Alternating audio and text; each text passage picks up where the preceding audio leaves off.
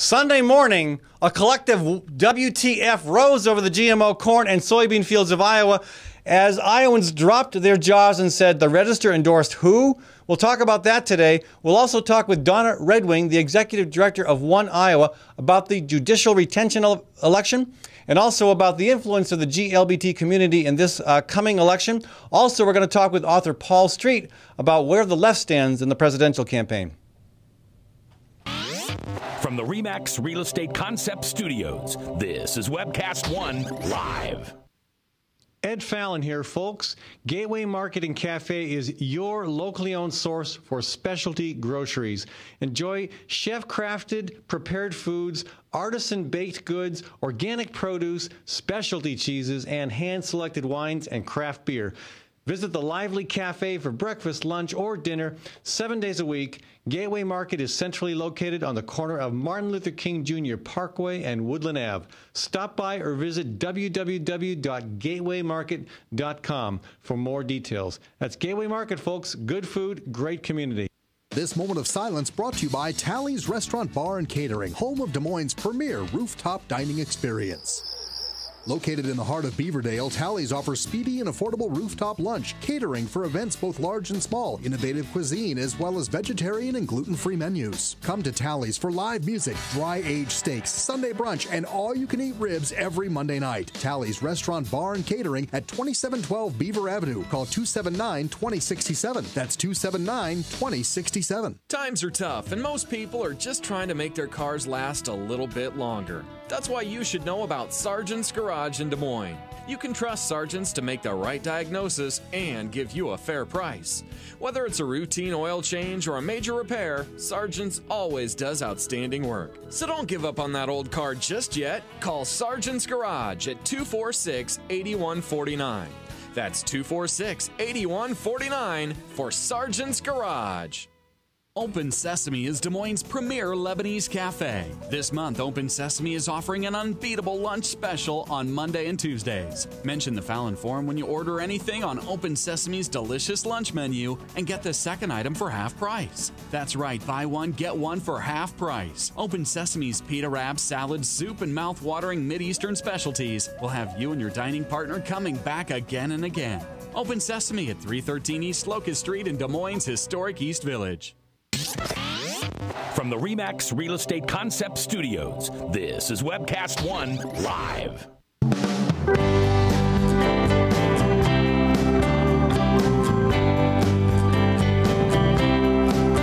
That is some sweet music, folks. That's Brother Trucker, Andy Fleming, who will be playing at my Legal Defense Shindig, the fundraiser I have to throw in order to defend myself against what really is a frivolous lawsuit by Congressman Boswell. That's going to be this Thursday from 5 to 9 p.m. at the historic fire station, 1041 8th Street. You've seen the fire station just on the north side of the interstate. Come.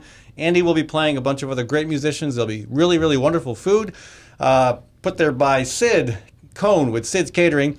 And we have a whole bunch of great stuff being auctioned off. And hopefully we'll raise enough funds to keep me out of the big house, because I really don't want to go there. But, all right, and I know everybody got this on their mind. The Register's endorsement, the WTF endorsement, or as I call it, the kiss of death endorsement. I will tell you why this assures President Obama's re-election, at least his victory here in Iowa. But I also think I might have some answers as to why this happened. Maybe, maybe not, but I did have a conversation with Rick Green Sunday morning via email, and a little bit of information worth sharing there. So, but first, we have other important stuff to talk about. Donna Redwing, the executive director of One Iowa, is in the studio with us. She is fairly new to the job. You picked a nice time to come on board. I did, and new to Iowa, too. New to Iowa. So, and I mean, Iowa has, of course, made history and turned some heads nationally. We seem to do that on a regular basis, sometimes for a good reason, sometimes for a bad reason. But Iowa's marriage equality ruling by the Supreme Court back in April of '09 was a landmark decision, and one that, of course, has riled up the feathers and the opposition of the folks like Bob Vanderblatts and Chuck Hurley, who were successful in ousting 3 judges. They want to do that again to Justice David Wiggins, who was also part of the majority voting in favor. And again, it was the unanimous ruling. So yeah, everybody, all 7 justices voted for it. So we've talked on this program about why it's a bad idea to mess with the judicial retention process because you don't want to politicize the courts. That's a really, really bad idea. We have plenty of examples from other states. But from your point of view, as somebody advocating for equality for the GLBT community, what are the what aspects of this this campaign do we need to be thinking about from a human, from a personal level? Well, first of all, thank you for having me on the show. Sure. And I think, when we look at Iowa,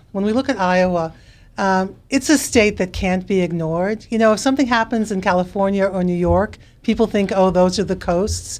But Iowa embraces marriage, and that's so important because if we can, folks in Idaho or Mississippi or Ohio feel that they can. Because we really are a divided state. We're a purple state. So the fact that, Iowa does have a history of being out on the cutting edge of civil rights issues, whether it's race-related or women's rights. Or even opposition to the death penalty. Sure. I remember Massachusetts, the most staunch Democratic... Where I'm from, Where you're from? Okay. Oh, yeah. The most staunch Democratic state in the country, nearly passing the death penalty. Yeah. The same year that Iowans defeated the death penalty with Republicans controlling the House, Senate, and governor's office. So we've got a history here. We do. Yeah, we do. And, is it the cutting edge or is it simply the right side of history and the right side of justice? That's a good point. I think that's where Iowa is. So this retention... I think Bob Vander Plaats and his cohorts really want to send a message that if you embrace equality, and that's really not what the judges did. The judges just embraced the Constitution of the state of Iowa, but they're going to be punished. They're going to be punished for doing their job. Bob Vander Plaats and his cohorts punished 3 judges already, 3 justices. They're trying to do that again with Justice Wiggins. Right. And, the retention process is designed to get rid of justices who do egregious things, who break the law, who are, so far out there. And that doesn't happen too often. No, it doesn't. It's never happened before the ousting in 2010, I believe. There might have been some case way back in the 50s before or 60s, our time, I think. Before our time. So that's what he's doing. I think he's punishing. If Justice Wiggins is not retained, is that going to make marriage go away in the state of Iowa? Of course not. It feels like the last gasp of the dying beast. They know they're wrong. They know they're wrong. See, and I think you're half right. I think it is the last gasp of a dying beast, but I don't know if they know they're wrong. Well, maybe they don't. I think they really believe it. We know they're wrong. And history will know they're wrong. Yes, yeah. So this retention struggle, hundreds of thousands of dollars, being spent to put a justice's face on the side of a bus so Bob and his bus can travel around the state. The horrible commercials. If I see one more political ad, I think I'll jump out the window. That's a good reason to get rid of your TV. Yes, it is. So on and on and on. I believe that Justice Wiggins and the other justices will be retained. I believe that Bob Vander Plaats and his cohorts are wrong. And what effect does the campaign itself have on the GLBT community? It's got to hurt a bit. Sure. That's a great question.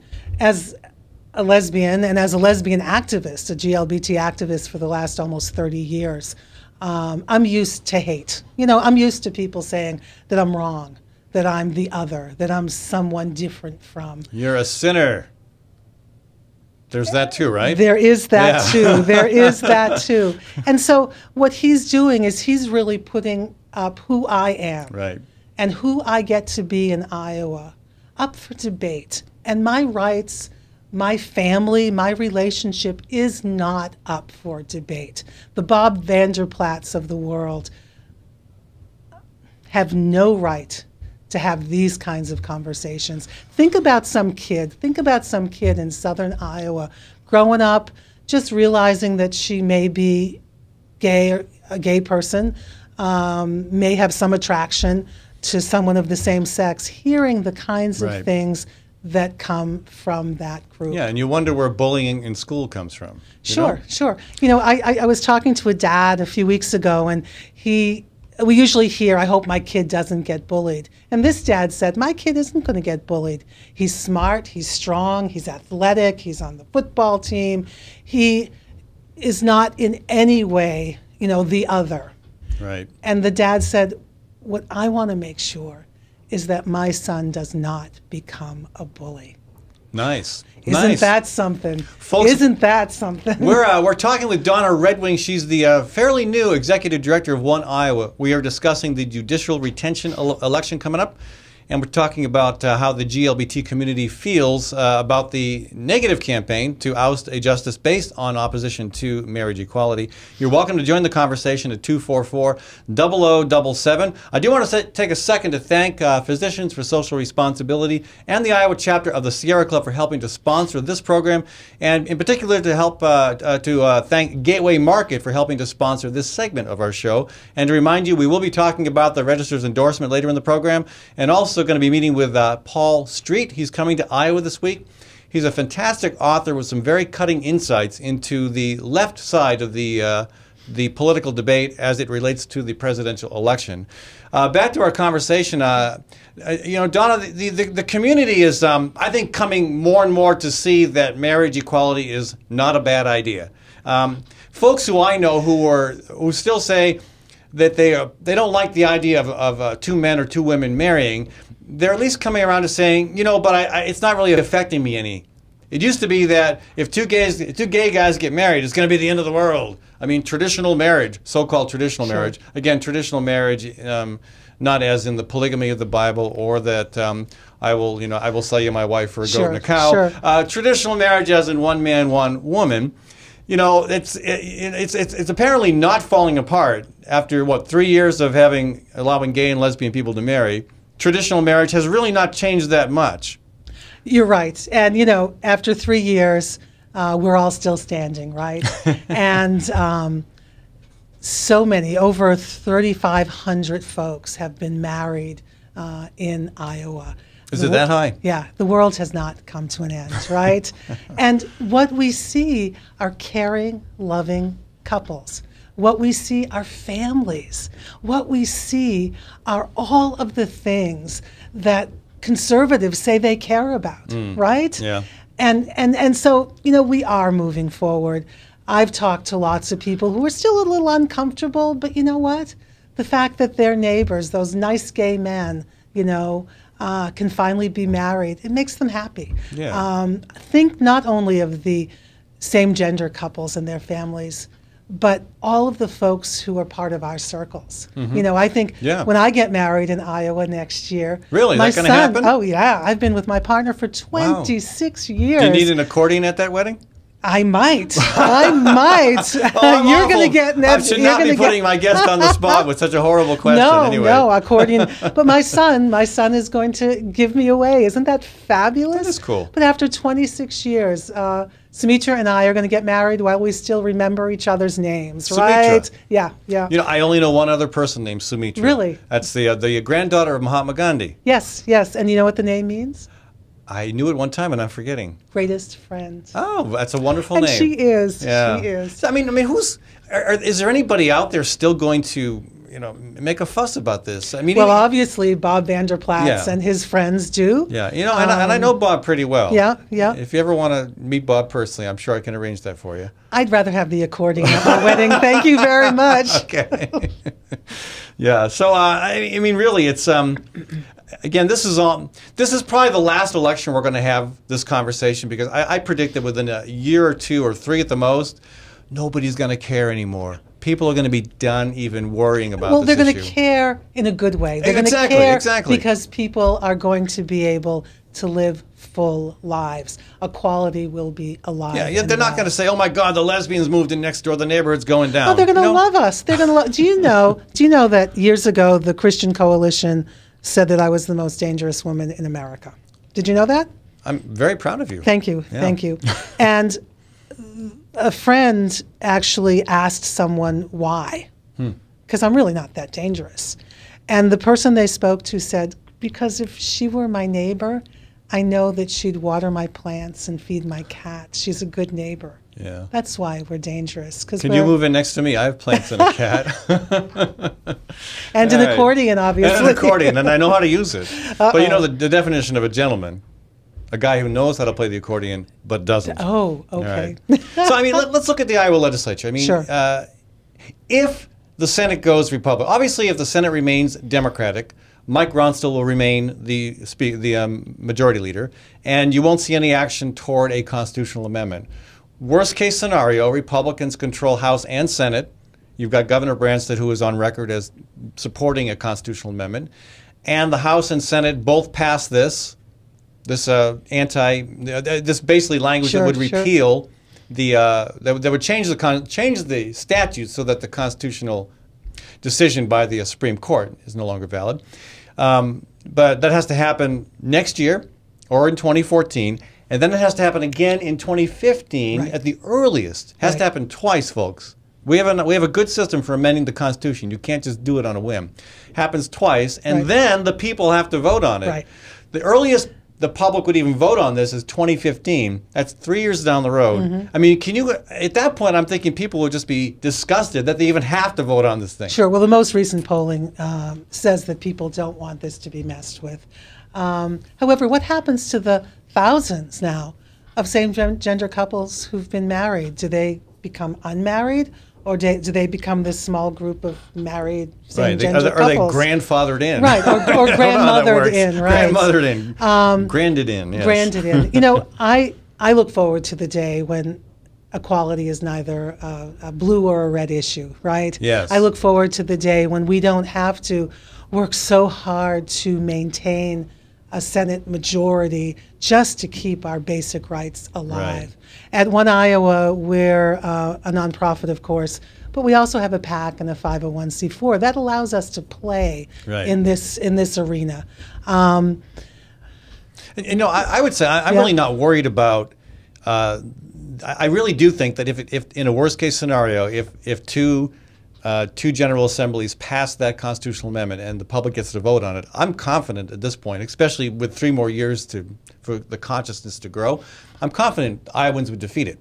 Ed, can I ask you a question? Yes. Do you think if civil rights for people of color were put up to a vote in the United States today, that it would have a plurality vote? I do. Good. Am I right? I hope so. Okay. I mean, has there been polling on that? When people's rights are put up for a vote, we generally don't win, which is why it is so important for our courts to be fair, impartial, and separate from political money. Yeah, absolutely. And what I see is if this should happen and the Republicans should start pushing this constitutional amendment, it's going to be a very painful and divisive debate for the GLBT community and all your allies, which again is a growing constituency. It's going to be a distraction from the real issues the legislature needs to be working on. It's going to be an uncomfortable, unfortunate debate. It's probably going to hurt the GOP, and I think people like Chris Rance know that. Yeah. I think there are folks in the GOP who are not these radical, theocrats that know it's not a debate they want to have. I think Paulson doesn't want to have that debate. Right. I mean, just because I want to marry Sumitra, my life partner of 26 years, does that mean the world is going to come to an end? Why are people willing to spend hundreds and thousands, millions of dollars to keep me, and I'm talking about a lot of people, but let's make it personal, to keep me from marrying the person I love, to keep me from full equality. You would think it is crazy. You'd think they have better things to do. You think? Are there any children who are hungry in the state of Iowa? Are there roads that need to be fixed? Is there water that needs to be clean? I mean, let's look at all of the all right.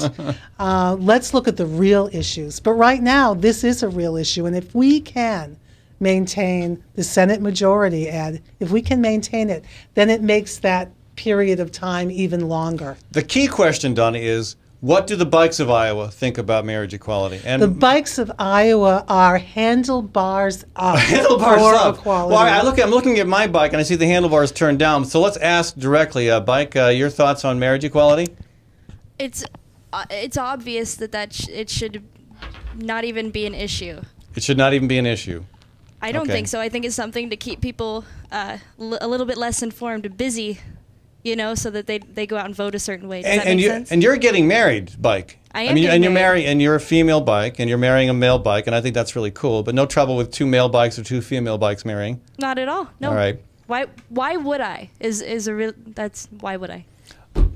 Out of the mouths of bikes, folks, my bike, brighter than Bob Vanderplat's. Anyway, who knew? Donna, thank you so much for joining us. Thank you so much. And you know what? You're getting an invitation, and I expect that accordion. You know, Here Comes the Bride works really well as a polka. All right.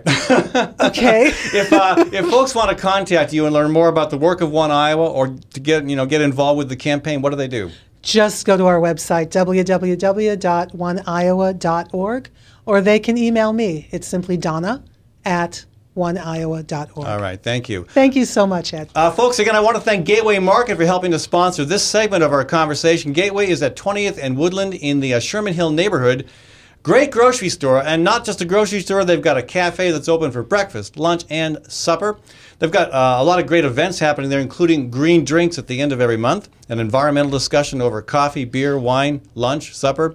And also they've got a catering service. I am looking forward to my next trip to Gateway because my goal is to try every one of their 200 cheeses. All right, folks, so check them out, Gateway Market, and thank them for supporting the Fallon Forum.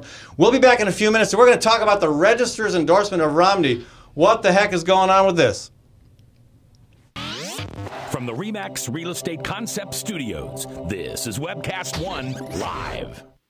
Hey folks, it's Ed Fallon. I want to tell you about saving energy and saving money. Tim Reynolds with Reynolds Energy Solutions will give you a comprehensive energy audit that will cost you nothing. And Tim will identify the many ways in which you can reduce energy use while saving money. Now, I had Tim over for an audit last month, and I was amazed, I tell you, at how much energy was going through the roof, out the windows, the back door. You get it. So before the cold winds of winter really blow hard, give Tim a call at 802-2801. That's 802-2801.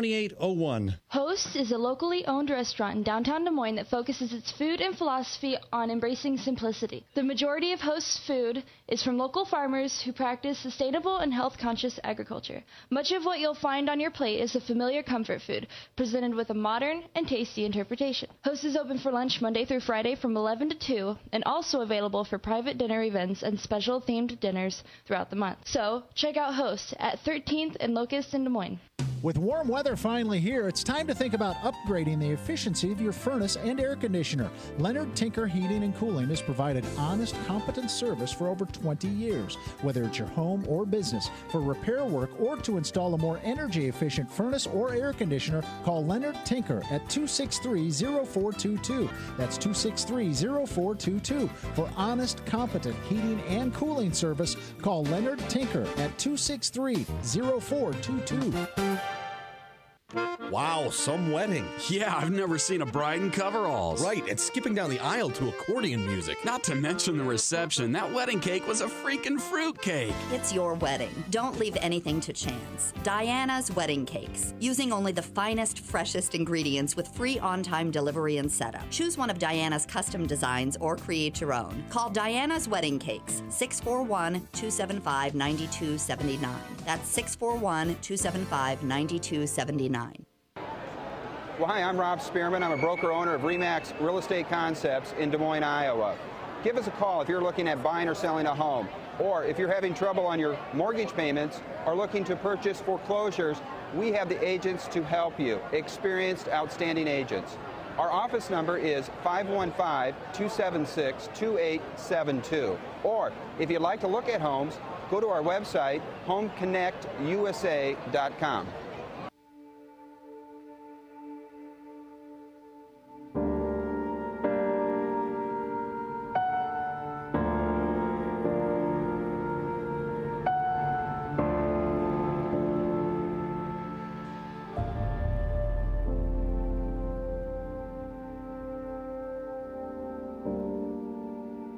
There is hope. Visit groundwire.net and chat now with a live coach for answers. Oh my God, Becky, did you see her bumper? I know she's had work done. Just last week, she had dimples and stuff all over, and now look. Yeah, dimples and stuff. Yeah. I'm Jamie Lasher from Minor Wreck Express. We're here to help with all the dents, dings, and drama of car ownership. Call 278-0101 or visit minorwreck.com for details. We'll see you in the fast lane. From the RE/MAX Real Estate Concept Studios, this is Webcast One Live.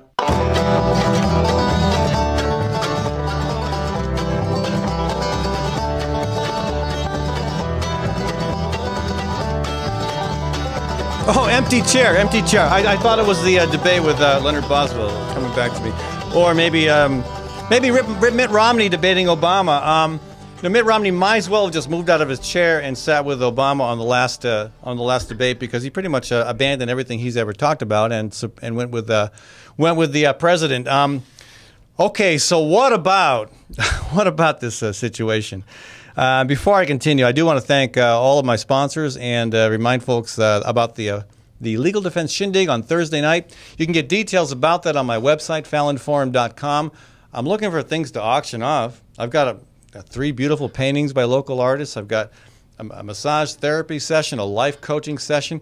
I've got $100 worth of pet waste removal. Can't beat that one. So, if you have something you'd like to auction off in support of my defense fund, please do. And if you want to come to the event, love to have you. That'll be Thursday from 5 to 9 p.m. Baber's Neighbors, who just played that was the tune from their collection. They won't be there, but Andy Fleming with Brother Trucker will be. So, and I do want to thank Reynolds Energy Solution for sponsoring this segment of the program as well.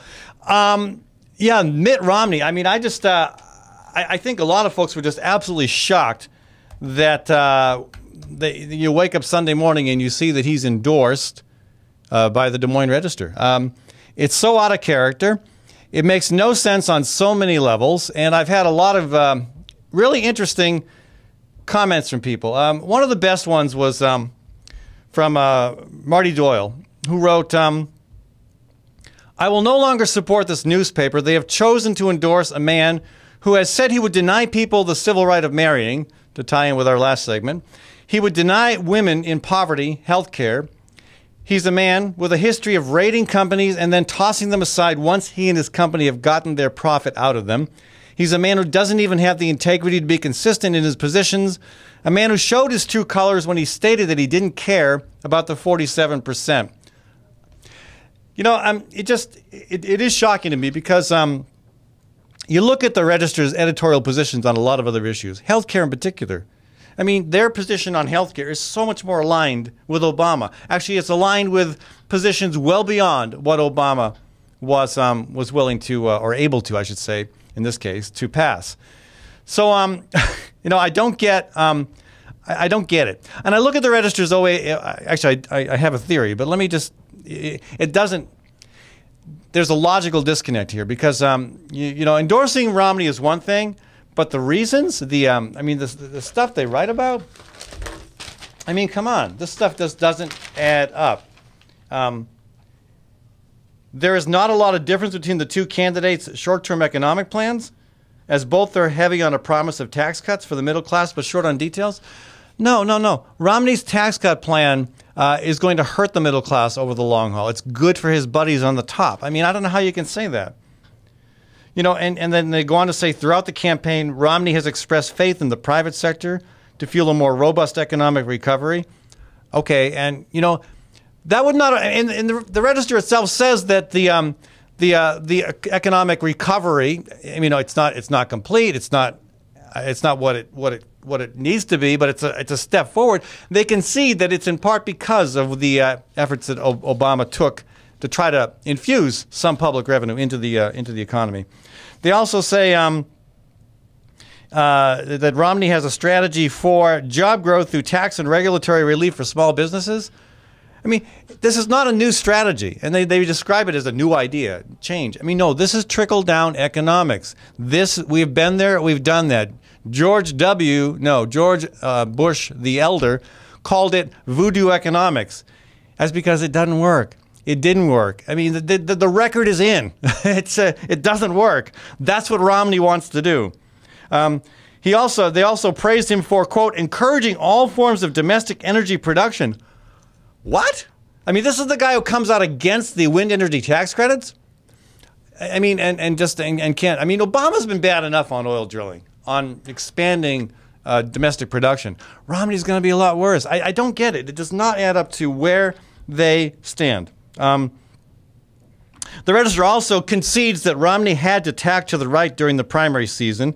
Since then, he has recalibrated his campaign to focus on his concern for the middle class. I mean, are you really being duped that badly? I mean, if you believe what you said, that he had to tack to the right during the primary season, that's just a classy way of saying he lied and through his teeth. I mean, come on. Tacking to the right, going away from one opinion you have, that's not just something you do as a matter of strategy. Oh, maybe it is, but if it's not the truth, it's the wrong strategy. It's a lie. And you are basically conceding that he did that and then rewarding him an endorsement because of it. I am absolutely shocked. Again, we're going to have to spend more time on this because it's worth looking at. But I do want to look at the 2008 endorsement piece from the Register when they endorsed Barack Obama. Again, okay, I'm going to go to the phone lines here, 244-00 in a second, but 0077.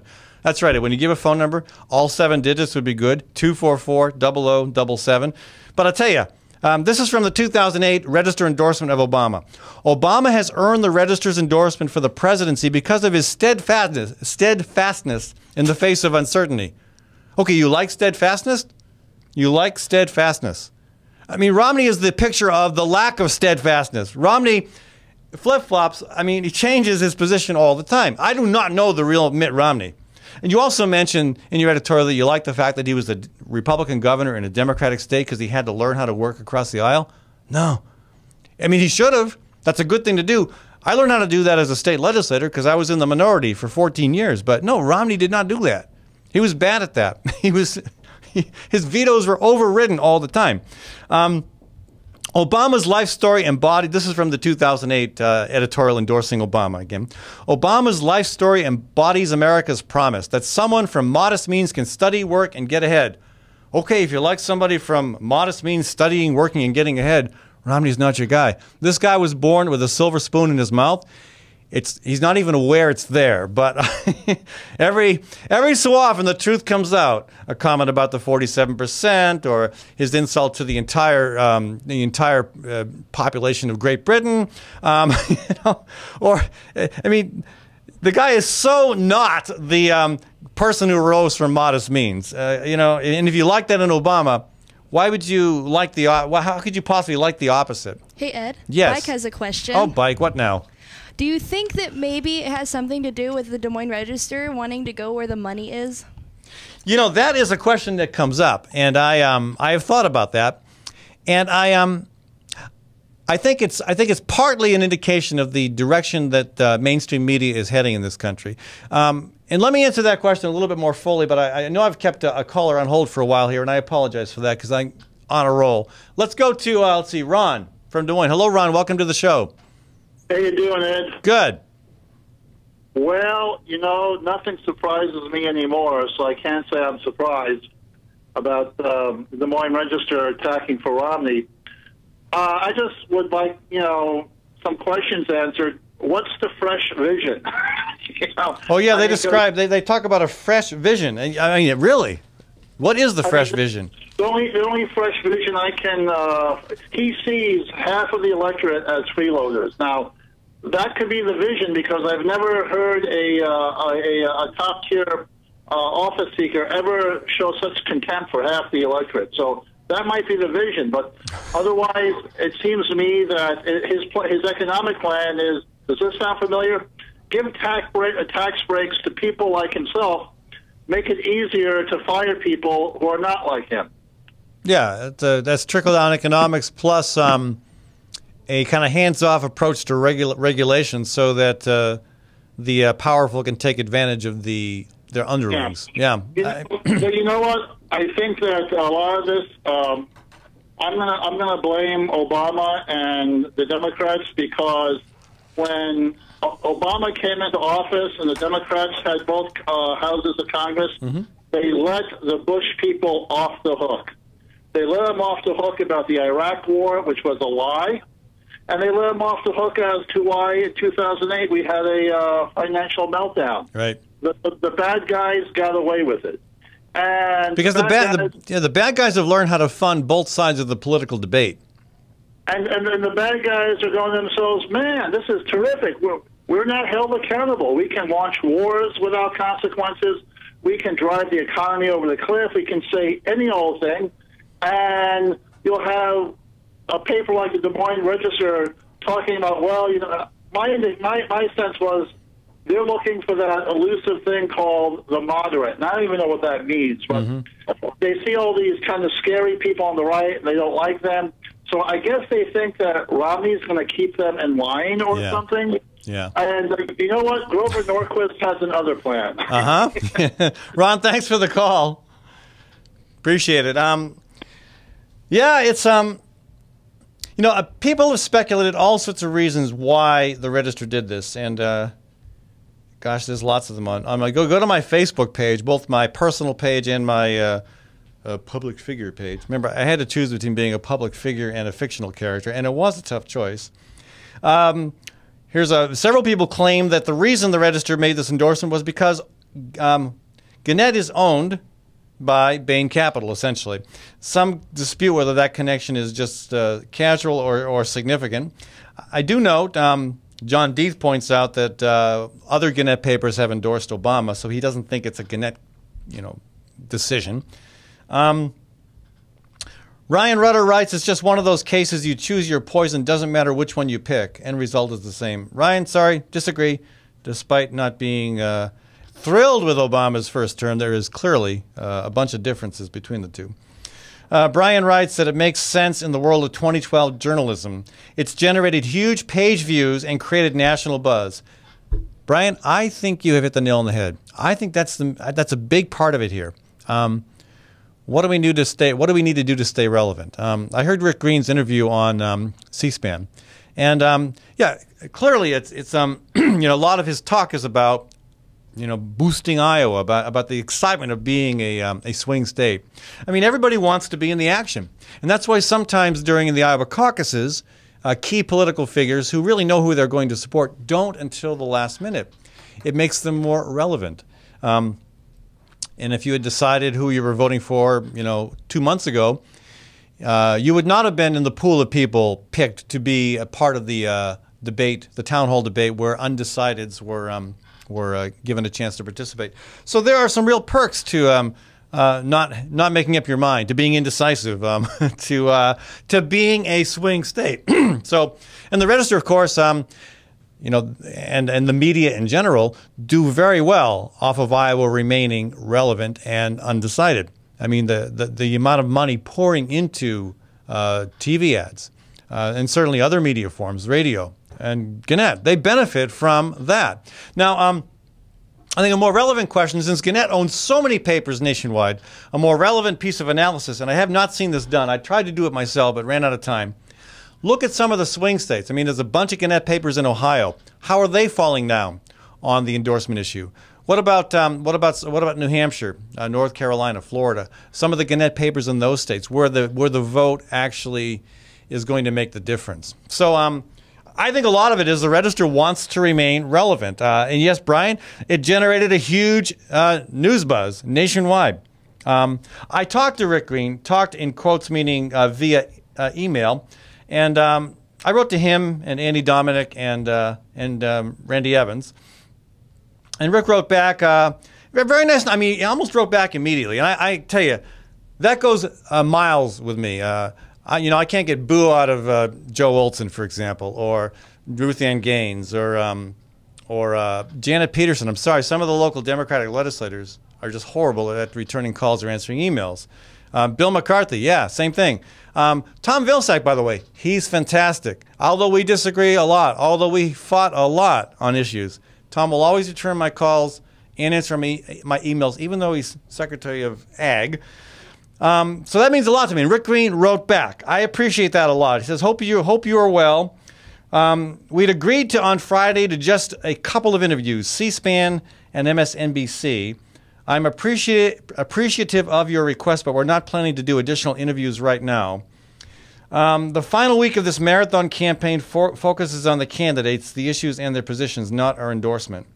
Okay, well, that hasn't happened. Your endorsement has become one of the issues. And I would say this, too. I appreciate the paper's description of, quote, how the endorsement process works, but I disagree very strongly with one of the first things it said.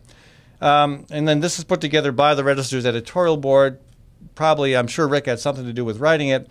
Quote, the goal of endorsement editorials is to advance the conversation. No, that's not it. And I think you're being disingenuous to tell us that that's the reason. If the goal is just to advance the conversation, there are other ways to do that. The goal is to take a position, and that's what an endorsement is. It is a position. It is your belief that one issue, you know, if it's a vote on Measure A, for example, or on the judicial retention vote, your position on that issue matters. It's something that you feel strongly about, either as an individual or as, in your case, a newspaper. It matters. It's not just about encouraging conversation. There are other ways of encouraging conversation, and a newspaper has plenty of roles to play in that. But this is about stating how you feel, and by extension, implying that others should take that seriously and might want to consider it when they go to the polls. So I totally disagree. It's not about the conversation. But we'll probably talk more about this. It is a very, very interesting situation because, again, the last time the Register endorsed a Republican for president was Richard Nixon in 1972. It is inconsistent with so many things the paper has stood for, even recently. And again, the editorial itself, it makes no sense on so many levels. So, you know, I'm going to go with the theory that the Register really valued the opportunity to continue to stay relevant. Again, Gannett is the newspaper, but it's also in the business of making the news. So when the Des Moines Register gets news, that's good for Gannett. So I think that's part of it. I think there was a lot of pressure because I have a hard time seeing some of the folks I know who are involved with editorial work at the Register. I have a hard time seeing them comfortable with what's come down in this piece. That's my theory. I'm sticking with it. I know that some say that, well, Bain Capital, yeah, they you know, they own the Register, so that's it. No, I wouldn't go that far. Some say that again, it doesn't matter. Lots of other theories and speculation out there, and who knows? You may be right, I may be wrong, but that's my theory. I will say this, of course. Again, I refer to this as the kiss of death because, in my experience, I know that there are plenty of exceptions, but I look at the 2008. I look at. Let me go back. 2006. Myself, Mohammed, Culver, Bluin running for governor. The Register endorses Bluin. He gets third in Polk County, loses to Culver and me, loses to Culver rather, statewide. You got the caucus endorsements of Hillary Clinton and John McCain in 2008. They both finished third in Polk County. Actually, I think McCain finishes fifth statewide.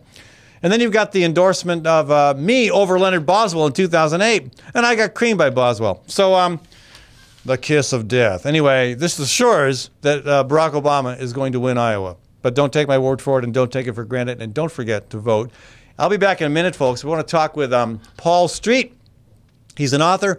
He wrote a piece recently called The Presidential Election and the Left. We're going to talk with him about that. He'll be in Iowa soon, this Wednesday, I believe. And I do want to thank Reynolds Energy Solutions and remind you, folks, to get your energy audit in before it gets too darn cold. You can go to ReynoldsEnergySolutions.com or call Tim at 802-2801, 802-2801. I would suggest that an energy audit would be a good thing to give away at the auction at my fundraiser, except that they're free. They don't cost anything. So you should get it done because not only do you not spend anything and you help this program, but you also get really good information about how you can save energy and save money. So give Tim a call, 802-2801. We'll be back in a minute. From the RE/MAX Real Estate Concept Studios, this is Webcast One Live.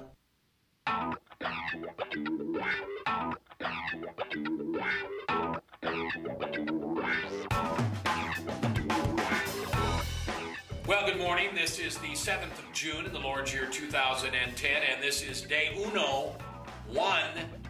of WebcastOneLive.com. We will begin with Max World Live with my special guest, Tom Coates in just a minute. There's Tom. Wait. Howdy. And we will be live for the very first time on Webcast One Live.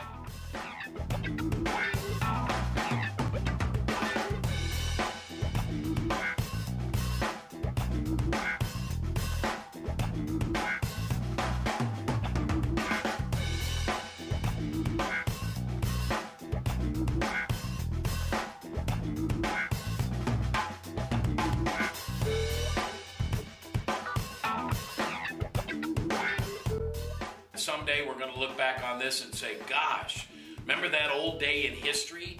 Wonder where Walter Cronkite was. He must have been around hanging there too.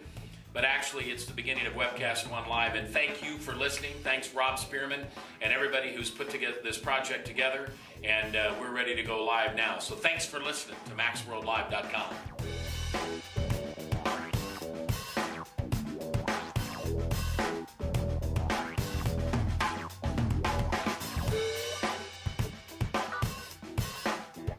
I can't tell you that it's going real well from time to time, but it is going, man.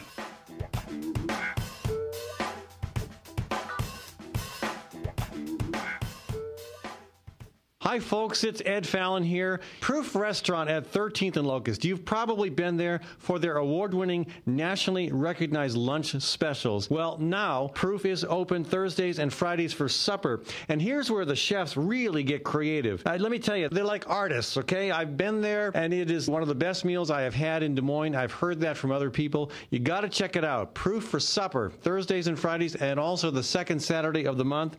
Do not assume you can get in. Make reservations. Contact Proof Restaurant online at proofrestaurant.com or 244-0655. That's 244-0655.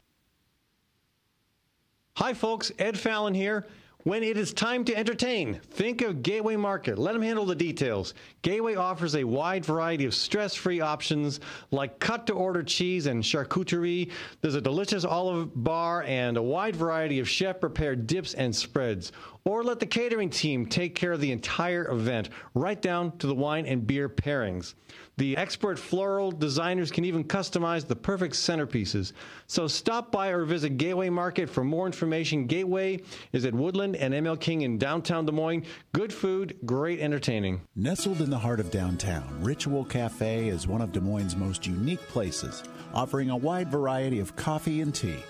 Ritual Cafe also serves the only all-vegetarian menu in town. And Ritual Cafe is a cultural hub for artists and musicians, with a performance stage hosting local, national, and international talent. Make Ritual Cafe a part of your daily ritual. On 13th Street between Locust and Grand in downtown Des Moines. And check out ritualcafe.com. I love driving to Newton to see the races. Me too, but I only have to drive across town. You live in Newton? Yep, Newton's got small town charm and it's close to Des Moines. I love the safe, friendly neighborhoods and family-owned businesses. And Newton's wind energy industry is really taking off. How'd you find your home? Dan Kelly with First Choice Realty. And Dan helped me find my office too. Next time, instead of just speeding by, I'll stop in and check out Newton. Why don't you check out Newton? Call Dan Kelly at 641-521-9260 or Dan Kelly at mchsi.com. From the RE/MAX Real Estate Concept Studios, this is Webcast One Live.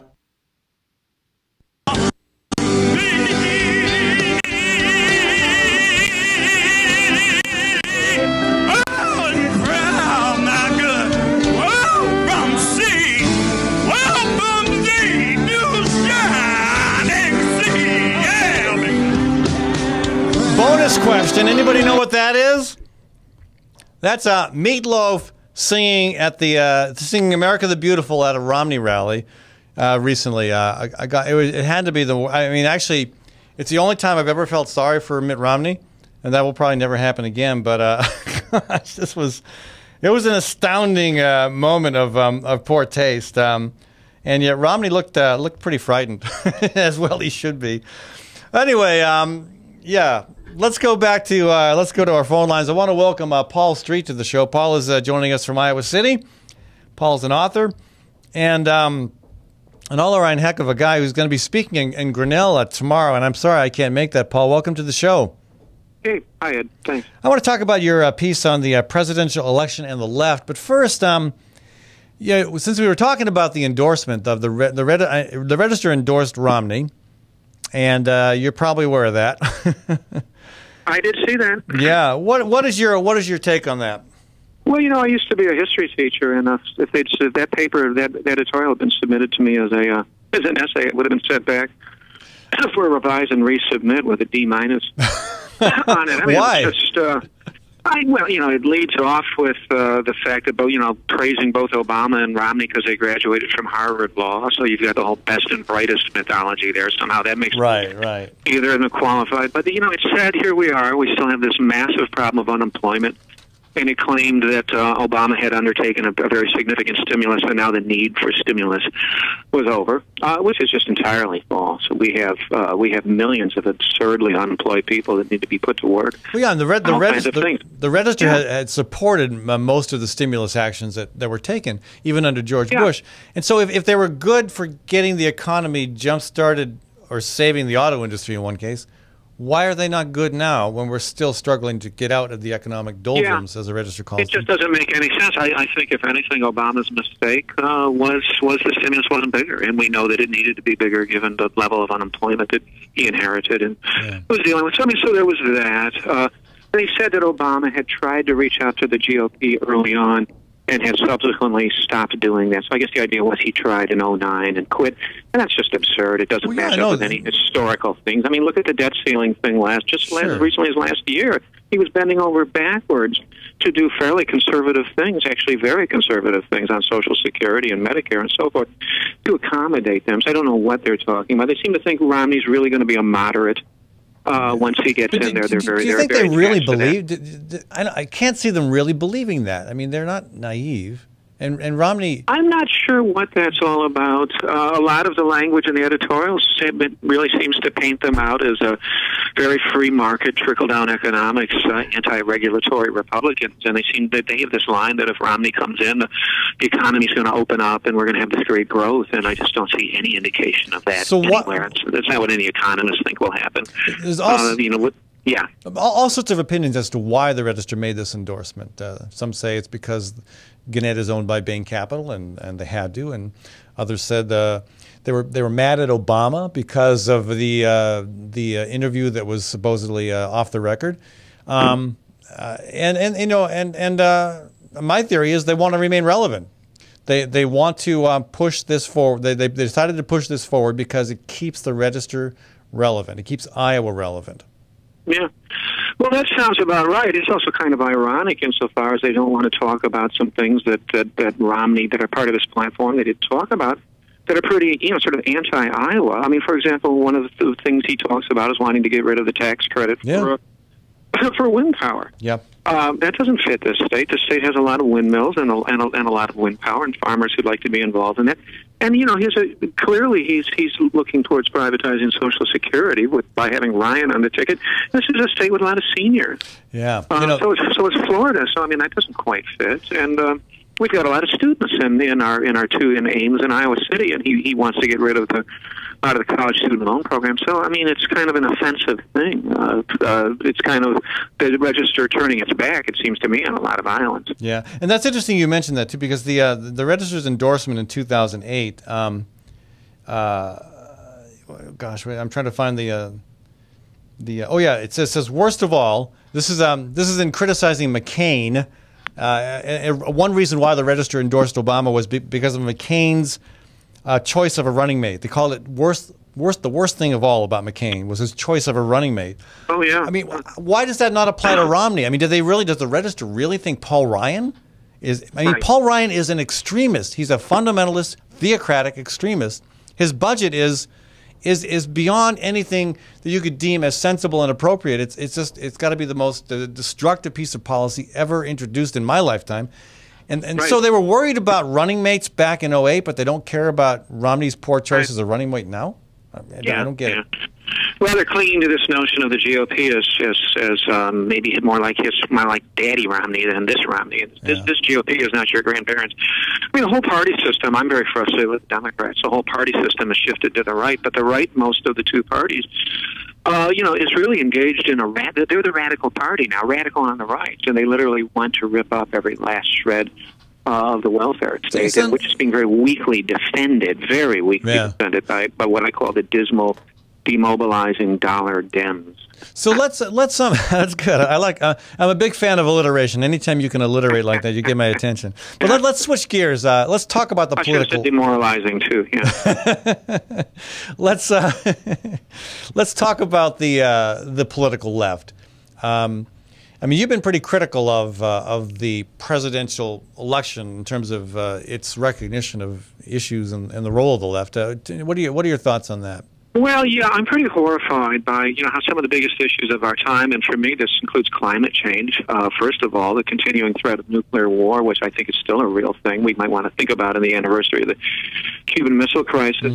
Poverty, inequality. Racism is just completely invisible as an issue anymore, which is horrifying given the black poverty rates and the black incarceration rates and so forth. And all these types of things are just. And I would also add, at the chance of another financial crisis, which many insiders are warning about and saying it's very real. All these things are just sort of either completely ignored in the presidential campaign, or they're actually worsened. I mean, the second debate, Romney and Obama seem to be engaged in a competition in the first 5 minutes to see who's going to frack more, and use more coal and send more carbon into the climate, which is the last thing we need right now. They seem to be outdoing each other to see who can provoke Iran more and stir up the nuclear pot in the Middle East more and militarize that situation more.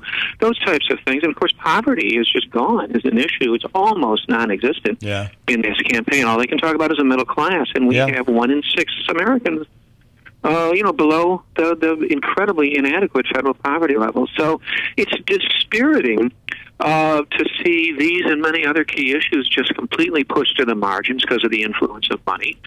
I think above all, I think that's the main thing in the corporate media.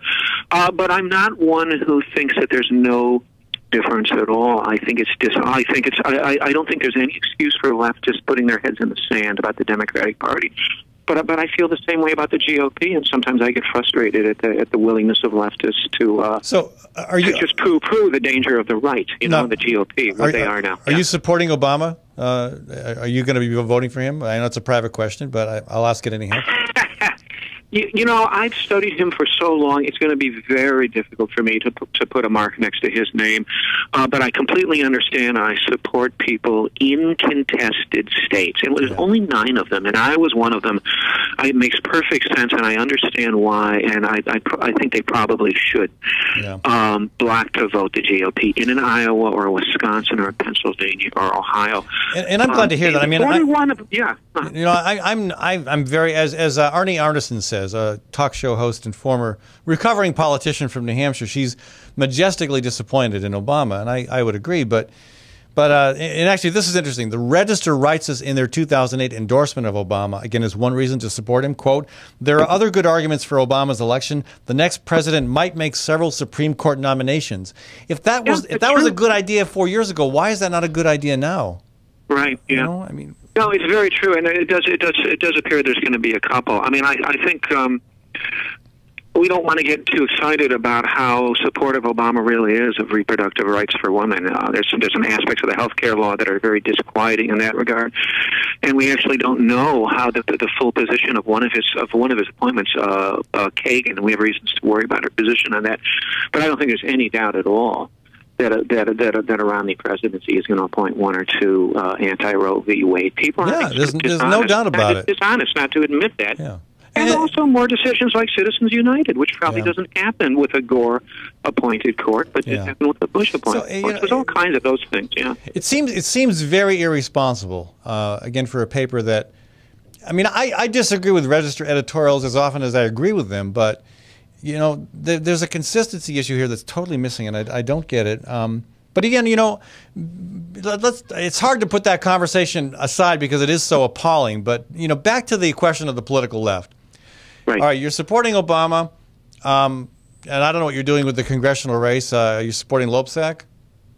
I'm too ticked at Loebsack for signing the NDAA, with the... I'm ticked at him for that, too. I just can't. I mean, I just look at it. So it's Obama too. I look at the drone war and the kill list, and and recently we found out that he was offered by Paulson a deal that would have involved writing down mortgages as a condition for TARP release, and actually rejected on the advice of guys. It's very hard. Yeah, it is. But so what do these people? But these right wing people are awful. What happens? What happens after the election? How does and I've only got about 45 seconds left here. Right. Bill, sorry. The great Howard Zinn used to say, it's not just about who's sitting in the White House, it's about who's sitting in the streets. I mean, voting takes 2 minutes. Part of the problems with the election stuff is people get too crazy about it, as if voting is the end-all and the be-all of citizenship. Right. It isn't, and so I'm kind of agnostic. I mean, I think probably people should vote to black the GOP in Iowa, but really matters if you're going to do the types of things that Occupy was starting to do last year, raise the issue of wealth inequality, and it was starting to show in Madison, Wisconsin, and Ohio with the public worker rebellions. But that's the real stuff of politics. I think it's the more serious politics. I think the voting actually pales in comparison to social movement building and pressure. That's where it's at. Well, Paul, thank you so much for joining us. Tell our listeners too, you're an author. What can folks expect to find in print or online from you? Well, I did a book in last year called Crashing the Tea Party, and the year before that called Barack Obama, The Empire's New Clothes, Barack Obama and the Real World of Power. And next year I hope to have out a book that I'm working on right now called The 1%, Who They Are, How They Rule, and What We Can Do About it. And you'll be speaking in Grinnell tomorrow? Joe Rosenfeld Center, 8 p.m., Grinnell, Iowa, tomorrow. Okay, folks, if you can make that, I think it'll be a great lecture. And Paul, let's keep in touch. I look forward to dialoguing with you further. You bet. All right, thank you. It was great, Ed. Folks, I want to thank Proof Restaurant for sponsoring this segment of our program. Proof is at 13th and Locust. And before we leave, I want to share something else with you. Zomney. Anyway, but do check out Proof. Thank all the businesses that sponsored this program, because without their support, you're not going to have any alternative to the corporate media on radio. Bradshaw's part of this as well. Bradshaw will be on with you at 1:30. But, definitely, Proof is a great restaurant, folks. Lots of local foods, very talented chefs, great owners, and they're working to try to expand their offerings. They moved from lunch to dinner, and dinner now is on Wednesday and Thursday, so I highly recommend go down there Wednesday, Thursday if you can, and support what they're doing, and you'll be rewarded with a fantastic meal. But speaking of endorsements, here's another one for you, and I'm just going to leave this one with you and say I'll see you tomorrow. But check this out.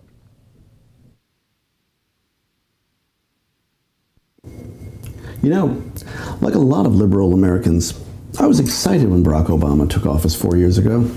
But it's a very different world now. And Mitt Romney is a very different candidate.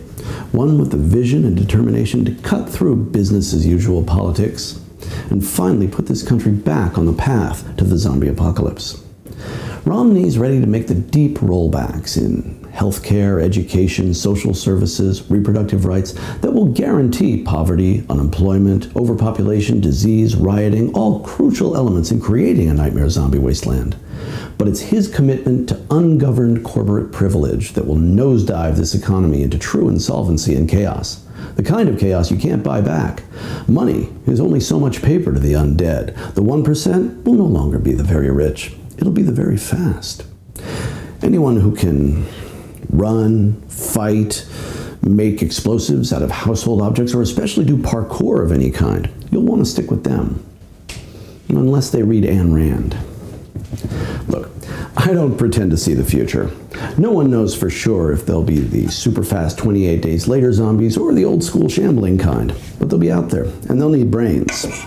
So, whether you're a small businessman just trying to keep his doors open, a single mom so concerned for her son's welfare that she'll run to embrace him when he's clearly infected and going to bite her, or a strung-out ex-military type who's been out there too long and is taking the kind of damn fool chances that'll get us all killed, you need to ask yourself, am I ready? Am I ready for the purity and courage of Mitt Romney's apocalyptic vision? Mitt's ready. He's not afraid to face a ravening, grasping horde of subhumans, because that's how he sees poor people already.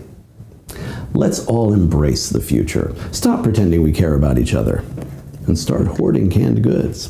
Because if Mitt takes office, sooner or later, the zombies will come for all of us. paid for by the committee to learn parkour like really soon, like maybe take a class or something. Spam has its own key.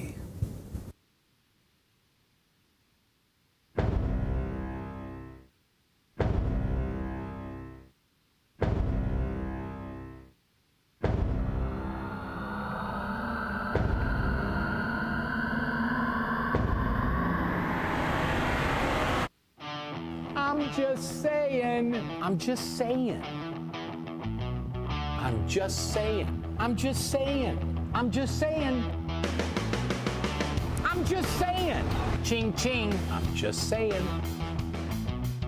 I'm just saying. I'm just saying.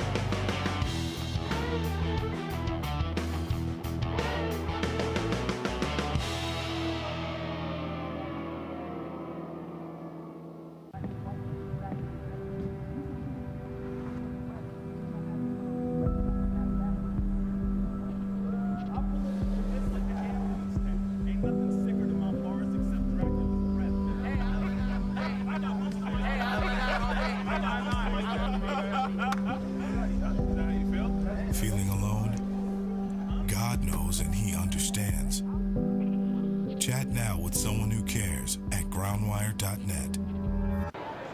Well, hi, I'm Rob Spearman. I'm a broker-owner of RE/MAX Real Estate Concepts in Des Moines, Iowa. Give us a call if you're looking at buying or selling a home, or if you're having trouble on your mortgage payments or looking to purchase foreclosures. We have the agents to help you, experienced, outstanding agents. Our office number is 515-276-2872. Or if you'd like to look at homes, go to our website, homeconnectusa.com. Hi, I'm J. Michael McCoy, and about 20 years ago, I went to a used car salesman by the name of John Hewitt. He had a little shop over there on North 2nd Avenue called John's Auto Sales, and I bought a car. I found that experience to be one that I had never had before from a used car salesman. He was honest, he was dependable, he had integrity, and he did what he said he was going to do. Well, over the years, between my kids and grandkids, I purchased 7 vehicles from John's Auto Sales. And last month, I asked him to be a sponsor. And he said not only would he like to be a sponsor, but he would offer a $100 tithe for every customer that came and bought a car from him directly to the church of your choice. I can tell you about their huge selection. I can tell you about their years of experience. I can tell you about their honest integrity. But all I really need to tell you is that I bought 7 cars, and you can trust them. John's Auto Sales, 5435 2nd Avenue, Des Moines. You need a good ride when you hit the trail. Trust the man with the cars, and he goes by the name of Big John. Big John. Big John. From the RE/MAX Real Estate Concept Studios, this is Webcast One Live.